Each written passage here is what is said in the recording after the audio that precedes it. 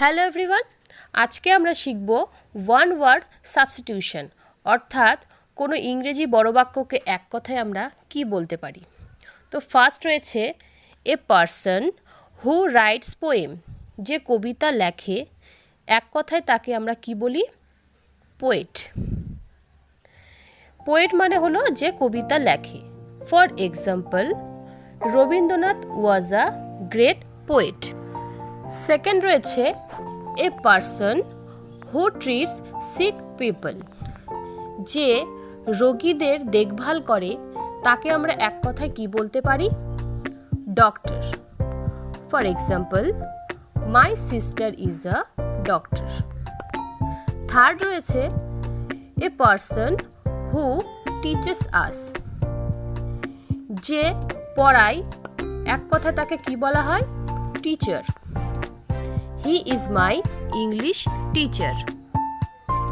Next রয়েছে one who loves books, যে বই ভালোবাসে এবং বই পড়তেও ভালোবাসে, তাকে আমরা এক কথায় কি বলবো?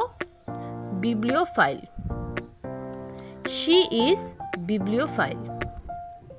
নেক্সট রয়েছে one who can not make mistake, যে কোনো ভুল করে না, তাকে কি বলবো আমরা?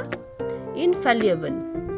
ইনফ্যালিয়েবল মানে যার ভুল হওয়ার কোনো চান্সই নেই। For example, his logic is infallible. Next রয়েছে a person who eats too much, যে বেশি খেয়ে ফেলে, তাকে আমরা কি বলতে পারি? গ্লুটন। গ্লুটন মানে হলো অনেক বেশি খেতে পছন্দ করে বা যে সব সময় খেয়েই চলে। For example, don't be a gluten. So তোমরা যদি এইরকম ভিডিও আরও পেতে চাও, তাহলে সাবস্ক্রাইব করো learn with Moumita. Thanks for watching.